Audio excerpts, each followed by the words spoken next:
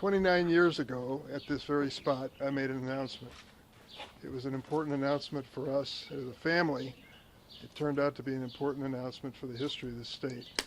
The question was whether I would give up a safe House seat, which I had had for 14 years, and risk it all to run for the United States Senate. I made the decision to go forward and do it. And so for the last 29 years, I've been vindicated. That decision paid off. Now I had to face the tough re-election decision for my 6th term in the United States Senate. I love this job. I think it's a terrific job. But I also know reality. There comes a point in your career when the torch must be passed, and I've reached that point. I will not be seeking re-election to this United States Senate seat. Now, by way of warning, I want to tell you, it's a long goodbye. I will be serving in the Senate for 1.5 years more until January of 2027, and I plan on being actively involved in the business of the Senate during that entire period of time. But I also reflect today on the reality that I will have completed the longest Senate term of any senator popularly elected in the state of Illinois' history.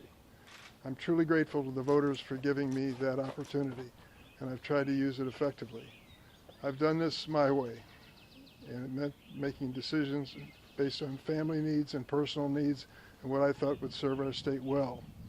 First thing, I came home virtually every weekend. Yep, 50 round trips a year between Washington, D.C. and the state of Illinois. Many of the times I came home after going through Chicago on a Saturday and invited friends who were here to have a glass of wine on my deck while we sit there and watch the White House Correspondents' Dinner from my deck. It was a much better venue, and I didn't have to wear a black tie. But I did it in my own fashion and continue to over the years. Now we have an opportunity to move forward with the re-election, or pardon me, the election of a new United States Senator. We're lucky we have a strong Democratic bench. I mean it.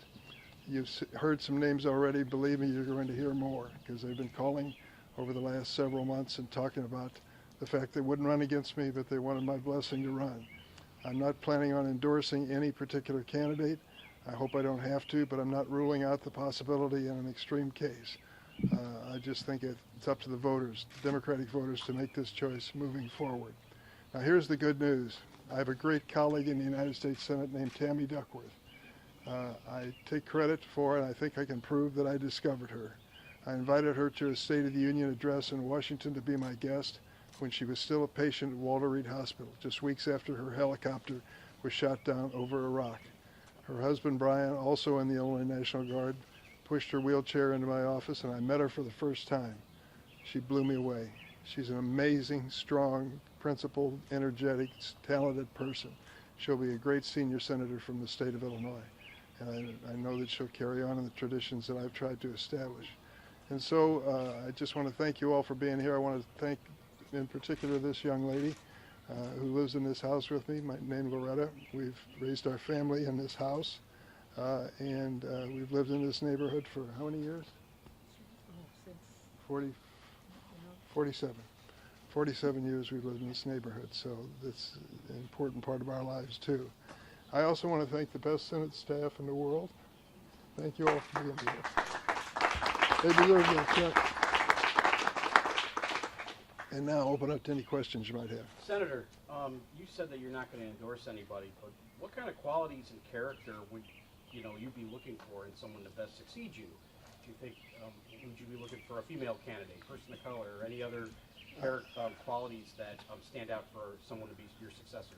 Well, I'm not going to set the criteria. That's for the voter to decide. And they took a risk with me. I'm a downstate Democrat. That's kind of a vanishing breed when you consider federal office, particularly the United States Senate. And many of them had never heard of me. A fellow named Paul Simon blessed me with his endorsement, and I moved forward, and things worked out for the best. Look at Tammy Duckworth's background.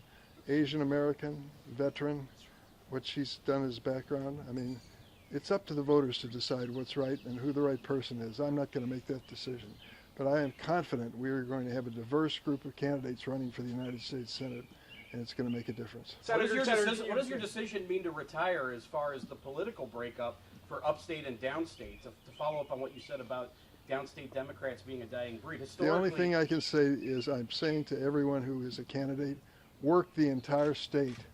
Discover downstate if you don't know it. Discover the suburbs, the surrounding counties in Cook County, the city of Chicago. Come and discover these wards and precincts. That's been one of the real blessings of this job, and I'll just say it flat out. I was born and raised in East St. Louis. We raised our kids in Springfield, but I love Chicago.